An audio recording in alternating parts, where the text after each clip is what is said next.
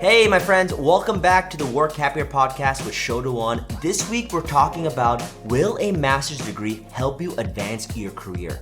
You might have thought about going back to school. You might have gotten pressure to go back to your school by your parents. Let's see if it's actually gonna be worth it in this week's episode. Let's start off by saying every career is gonna be different, right? Like there's gonna be some career paths that a master's degree can really help you. There's gonna be some career paths where it might not make any difference. If anything, it might even hurt you. So this is a personal decision. This is a very uniquely situational based question. It's really gonna depend. But the reason I want to do this episode is because I've been getting so many DMs and emails from folks who haven't been able to land a job in the last few months or last few years, contemplating, should I go back to school? Will this help me? Will this badge of honor or badge of extra education get me over the hump to get that job? So let me talk about the pros and the cons of getting a master's from my experience working in recruitment and HR.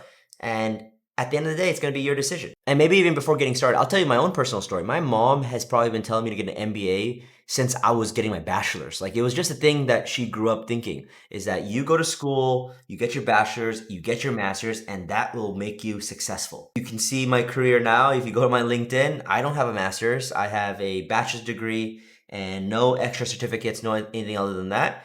And I've been fine because I chose a career path that doesn't necessarily need an MBA. So just keep that in mind for yourself. What might work for me and what might work for others might not work for you, and what might work for you might not work for me or others. This is a very personal decision, but I do want you to have your facts, and that's the reason we're going to go through this list. So let's start off with the pros first, because there are pros here.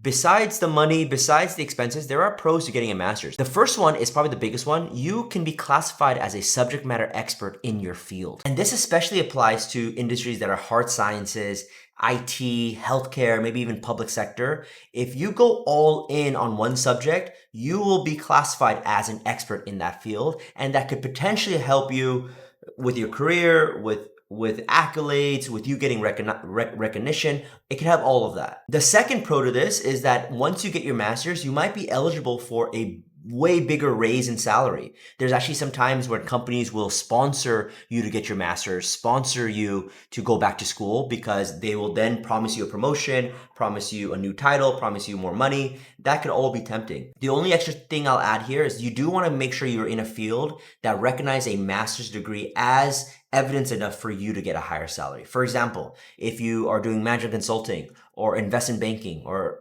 private equity, something in finance, typically a MBA from a top 5, top 7 school is going to warrant you enough for that increase. But again, it's not going to be all the firms, it's not going to be all the industries, it's not going to be all the roles. We really got to make sure that you're going in for the right reasons. And the third pro, maybe you feel that this will give you an extra stability.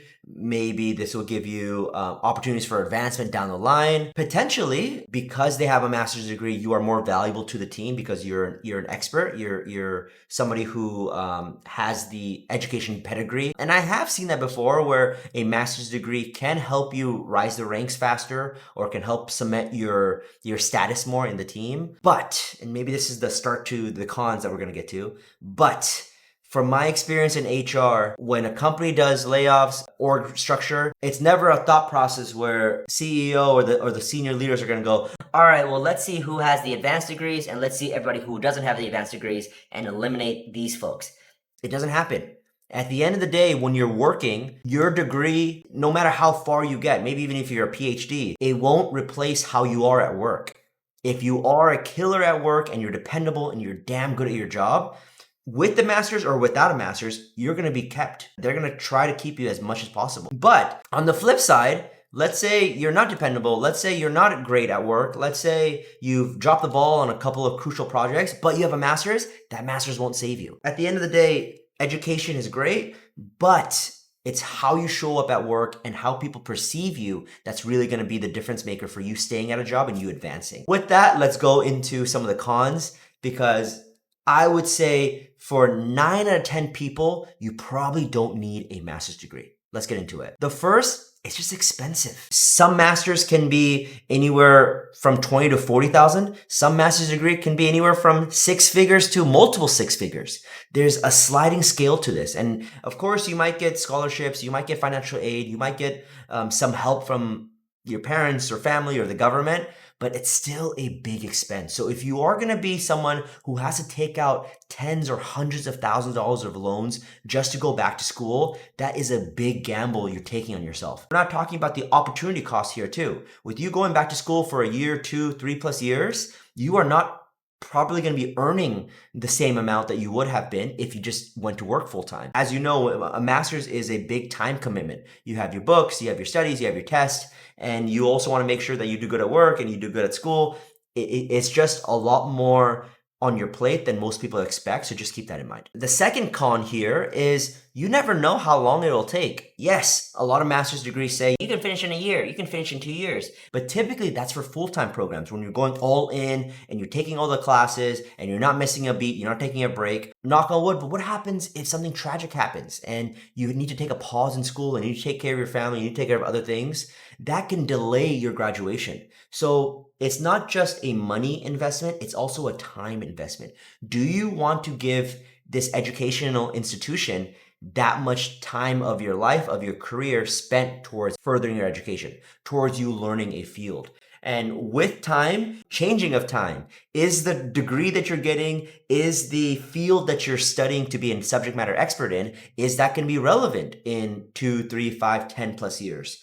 These are all just questions that you got to ask in yourself, ask in your head to really make the best decision for you. And the third con to this that would probably be the biggest gut punch, at the end of the day, it might not make that much of a difference. Let's just use me as an example. Let's just say I ended up doing my GMAT, I got a really good score, and I went to a top 5 school. I went to either Harvard, Wharton, MIT, one of these great schools, and I came out and I wanted to still do what I do. I wanted to still share career advice and do these videos and do this whole content creation thing that I do.